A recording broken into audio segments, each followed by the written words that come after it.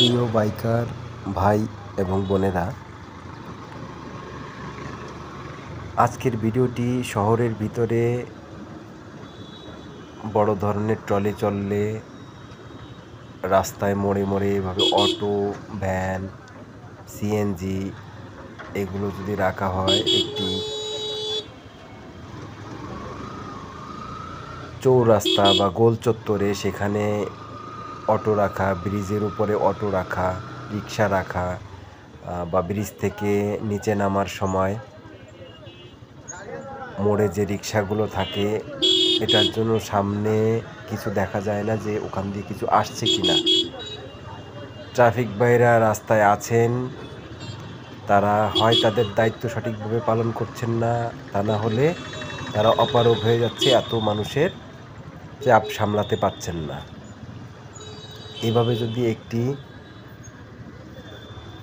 সিটির ভিতরে শুধু অটো আর রিক্সাতে রাস্তা ভরা থাকে এবং রাস্তার দু সাইড পুরো ব্লক থাকে, সাধারণ মানুষ হাঁটা তো দূরের কথা, দুর্ঘটনার প্রবণতা বাড়তেই থাকবে।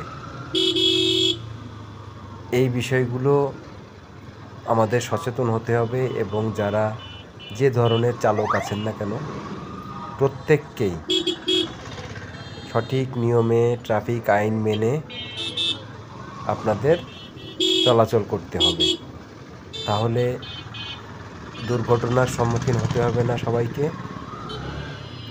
ভুল হতেই পারে, কিন্তু আমরা যেভাবে যে ধরনের যান চালাই, যদি একটু নিয়ম শৃঙ্খলা মেনে চালাই, তাহলে আমাদের ক্ষতির সম্মুখীন হতে হবে না। এখন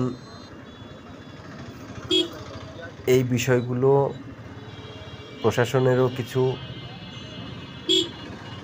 হয়তো কমতি আছে, কারণ একটি সিটির ভিতরে এভাবে রাস্তা ব্লক করে, রাস্তার পাশে এভাবে ট্রলি থেকে শুরু করে বাস, ট্রাক এভাবে রেখে, যদি মালবাহী হয় সেটা ভিন্ন, কিন্তু শুধু শুধু রাস্তার পাশে এভাবে রেখে দেওয়া এটি সবার জন্যই দুর্ভোগ। এই বিষয়গুলো থেকে প্রশাসনের উচিত যে দুর্ঘটনা এড়াতে এদিকে একটু নজর দেওয়া, তা না হলে দুর্ঘটনা তো প্রতিনিয়ত ঘটতেই আছে। সেটা বেশিরভাগ হয় বাইকারদের এসব যানের সাথে। অনেকে আছে অল্প বয়সী বাচ্চারা যারা গাড়ি চালাচ্ছে এবং মন মতো চালাচ্ছে, তাদের কোনো সেফটি নেই, তারাই শুধুমাত্র এভাবে ঝামেলার ভিতরে পড়ে যায়। তাদের কিছু বলারও থাকে না, তখন দুর্ঘটনায় পতিত হয়। শুধুমাত্র এই নিজের সাবধানতা সেটা তো থাকে।